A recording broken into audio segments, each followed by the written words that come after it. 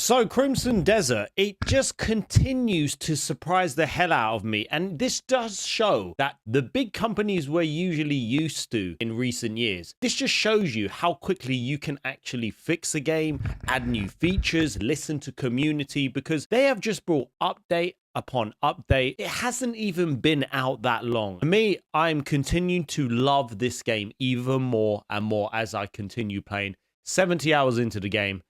Still in Hanand. Damn. But if we take a look at here, they are continuing to add more and more updates to this game. And it is absolutely incredible. This is what you want to see from companies. This is what you want to see from games that you really enjoy. The people that buy it and support these studios, they are showing their thanks and their appreciation to the community massively by adding more features and improvements into the game. So there's another patch for the PlayStation 5, and this is now available to download now, and it improves the viability of your gray main camp, adds a weapon display option, and includes some additional graphical settings. So now they've improved accessibility of key NPCs in the camp, including the farm and ranch areas, which I'm actually building mine right now. It's fixed issues occurring when completing certain quests. So fixing the issue where the bounty was displayed as 0, fixing an issue with comrades dispatch were unavailable, fixing an issue where bank investment funds were not updated. But there's also been some other updates, such as improved standard dialogue scenes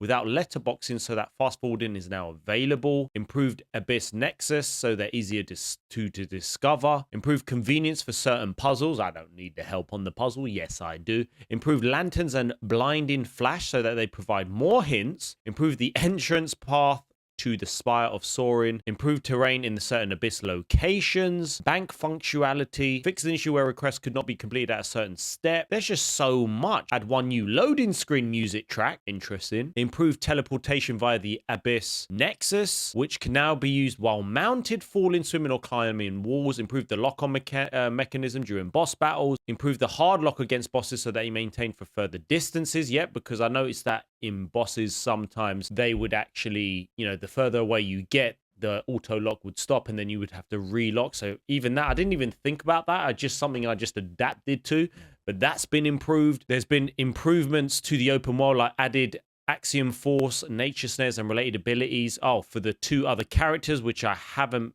played. Fix an issue where a character would occasionally move abnormally fast speed during certain abilities. Interactions with devices such as wall buttons and cranks, so that a dedicated animation now plays. Oh my gosh, they've got UI and fixes and improvements. I do believe that even with caves now, that on the map he'll show you which caves you've been to and what treasure chests you've seen, I believe. I'm not sure if it's on here.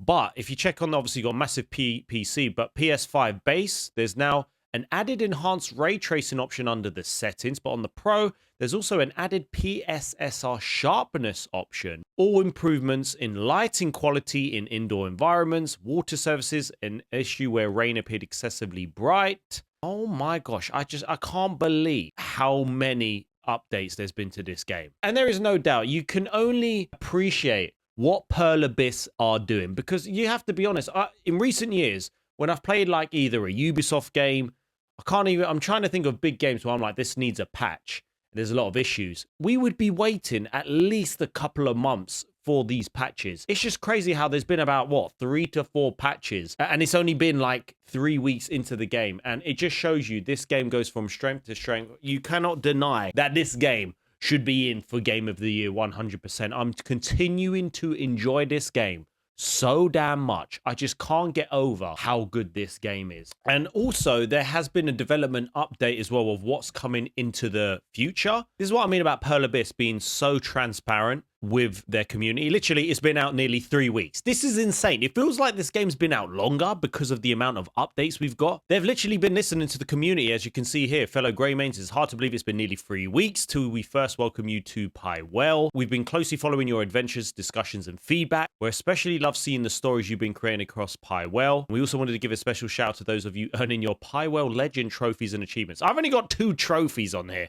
But anyways, we're going to share a preview of some of the new features and content currently in development. So this is, not including the update that has just come out. Shaped by your feedback, including a variety of content for those looking for more ways to enjoy. So this is what's going to happen. We will be able to replay boss battles. That's so cool, because there's been some great boss battles I've played early on. And to think I would love to play them more than once as I get stronger and stronger. Re-blockading. Peace is fleeting and darkness does not retreat so easily. So enemy remnants are waiting for their chance to reclaim liberated locations. Drive out the forces they have seized their locations. This is the big one. There's going to be a difficulty setting in the future. So you'll be able to choose from easy, normal, and hard difficulty. Wow. I'm going straight for difficulty. I have to test myself. There'll be new skills for Damien and Ungaka.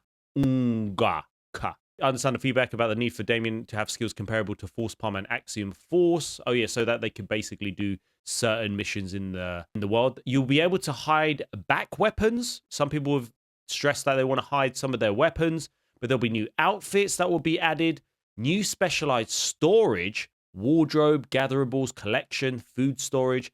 And there's also going to be more summonable mounts and new pets will be added in addition to existing horse tack sets, dedicated armor. Wow. And then there's going to be system and graphic improvements to controls. They're going to improve the UI as well. And they're also going to working on enhancing the realism of distant backgrounds so you can enjoy Pywell's landscape. And honestly, I think the game looks freaking huge. Oh, wow. And this is a preview. Even then, that looks even just that little bit better. The game looks amazing anyway, but to think that they're trying to make it even better.